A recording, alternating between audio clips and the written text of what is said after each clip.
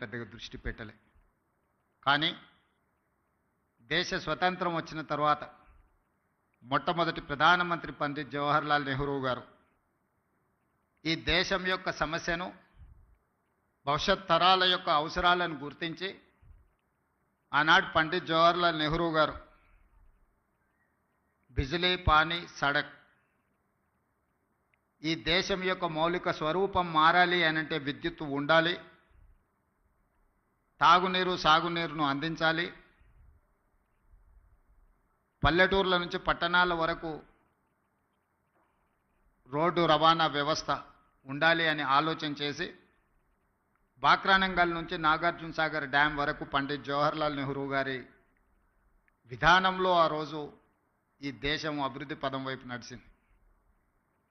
ఆ రోజు education and irrigation ఆలోచన కూడా పండిత్ జవహర్లాల్ నెహ్రూ గారు చేశారు. అందుకే ఈరోజు ఈ దేశంలో ఉన్న గొప్ప గొప్ప యూనివర్సిటీలు అన్నీ కూడా పండిత్ జవహర్లాల్ నెహ్రూ గారు ఉన్నప్పుడే పునాదులు పడ్డాయి. ఆ యూనివర్సిటీల నుంచి వచ్చిన విద్యార్థులే ఈ దేశ భవిష్యత్.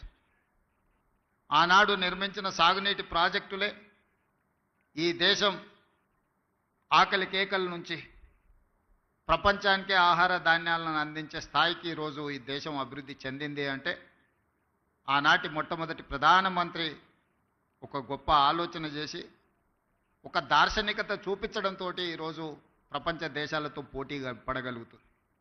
ఆ తర్వాత శ్రీమతి ఇందిరాగాంధీ గారు దళితులు, గిరిజనులు, ఆదివాసీలు, బలహీన వర్గాల యొక్క ఆకలి కేకలను, ఆలోచనను చూసి రోటీ కప్డా ఔర్ మకాన్ అనే స్లోగన్ తోటి ప్రజలకు రోటీ కప్డా ఔర్ మకాన్ అనే విధానాన్ని తీసుకొచ్చి పేదలకు సహాయాన్ని అందించారు. ఆ తర్వాత రాష్ట్రాలను తీసుకున్నప్పుడు ఈ మధ్యకాలంలో ఎక్కడికి వెళ్ళినా పాత్రికేయ మిత్రులు కానీ రాజకీయ విశ్లేషకులు ప్రతి ముఖ్యమంత్రికి ఒక బ్రాండ్ ఉన్నది, మీరు 16 నెలలైన ముఖ్యమంత్రి అయ్యి మీరు ఏ బ్రాండ్ క్రియేట్ చేసుకోలేకపోతున్నారు ఎందుకు అని ప్రశ్నిస్తున్నారు. నేను చాలా సందర్భాలలో నవ్వి వదిలేసిన, ఎందుకంటే ప్రశ్న అడిగేవాళ్ళు నేను ఏ బ్రాండ్ కోసం ప్రయత్నం చేస్తున్నో వాళ్ళ అవగాహన చేసుకునే పరిస్థితుల్లో లేరు అని.